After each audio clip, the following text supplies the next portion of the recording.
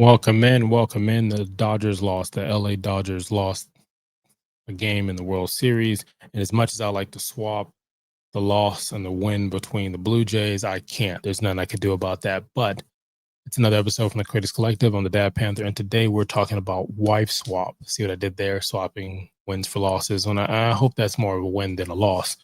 This is the Real Housewives edition. I'll go into how we even got here. But before I do that, hit the subscribe button, like, follow, and comment for more. Now, how did I get here watching Wife Swap? I'm gonna start this thing. We'll see what happens. It's like a reality check. I'm gonna check on some reality shows. I'm gonna try to give at least one episode. If I have enough time on the schedule, I'll try to get two. I'll try to do the most recent episode with the one previous. So a 2-for-1 type of thing. And just kind of tell you how I'm feeling about it and whether or not I'll go back to it or anything like that. If there's any other reality show, TV, drama, whatever's going on, let me know in the comments. Now, Wife Swap, I've seen a handful of times. I feel like I watched it when DVRs were a thing. I don't know if that's correct on the timeline, but I feel like I watched it where everything was in HD and it was just interesting to see people switch. So if you never watched Wife Swap, and let me know in the comments, if there's more detail to it.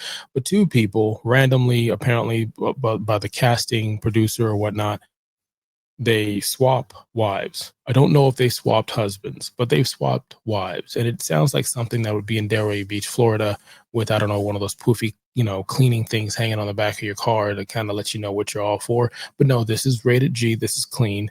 And you're getting adjusted to that person's household, and then halfway through it you get to switch it where you get to enforce your rules and a part of your household. So let's say you are a super clean person, a person who comes over is messy. They may change it up and say, hey, we're not going to do laundry today, we're not going to clean today. Or if you're a type of person who likes to cook at home constantly to save some money, they may say, hey, let's go to a restaurant or do something, whatever the case is. Sometimes they're trying to work on parenting the kids, sometimes they're trying to give constructive criticism to that spouse that they've switched for, and other times it's a cluster F. It's a complete mismatch of not just culture or classism and things of that nature. And so it's entertaining for us who don't swap wives. Now, the other part about this is the Real Housewife edition. I wanted to try the Real Housewives, so there'll be another episode. If it's not before this or after, check that out. I will give a reality check for that show as well. Now, at this point, I don't know how many seasons or genres. I don't know how do you say it. The Real Housewives takes housewives with money and fame, and some of them, business owners, entrepreneurs, all this other stuff, respectfully, and it tells the story about how we just don't live the same life. And they pick a city and they do some seasons in that city. So right now they're at Salt Lake City, if I'm saying that correctly, and they're on the 6th season. So I'll be watching that. So what they're doing, I guess, is something new, is they're getting those housewives to watch. I just thought it was interesting. I picked Wife Swap. I picked up a bonus, and so did you by being here. Now, I'm going to go ahead and just let you know the episode I watched was apparently the first episode that this show has done. It was called Overdressed and Underprepared, and I felt like it was a mixed flip-flop for me. The episode is, you have Angie from Salt Lake City's Real Housewife, who loves brand name, beauty, glamour, all that other stuff. She switches with another young lady who lives on a farm, remote. They grow their own thing. They don't even have running water. And I think she has 3 kids, if I'm correct.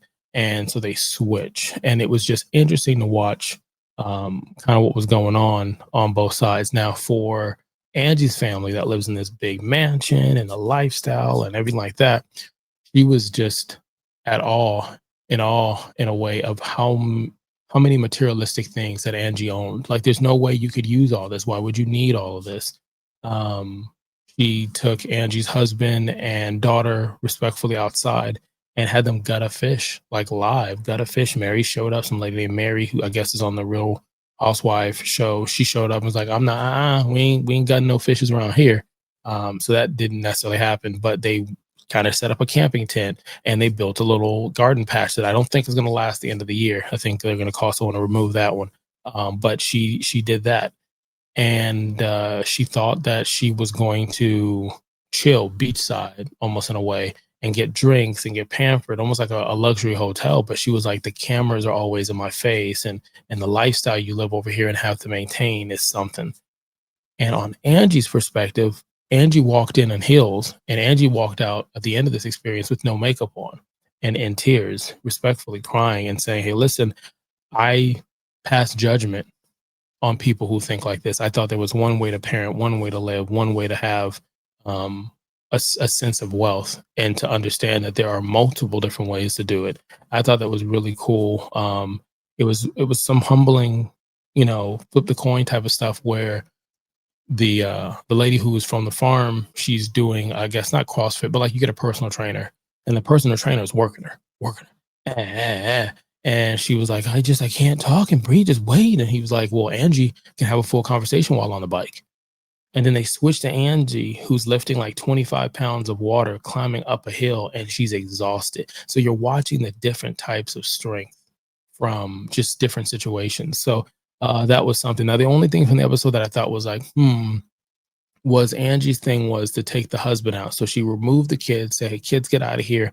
Husband, let's go out for some drinks. Let's go out for some dancing."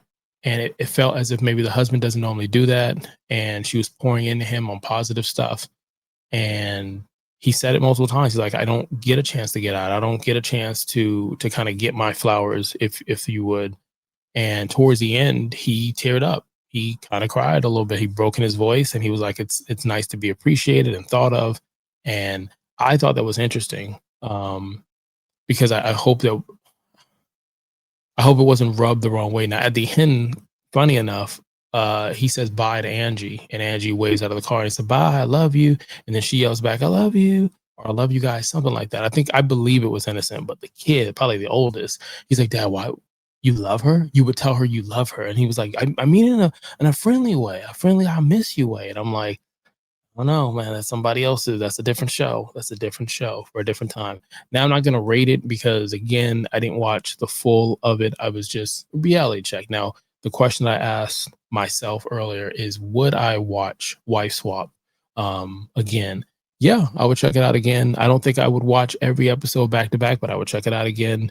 Would I watch the Wife Swap Real Housewives edition? Yeah, I could see, especially if you're a fan of that a reality show blending into another one, why not? Why not watch them kind of roughing it, Beverly Hills Troop? You know what I mean? Um, so yeah, you could have been anywhere in the world and you chose to be here, and I greatly appreciate that. Until next time, Daddy loves you.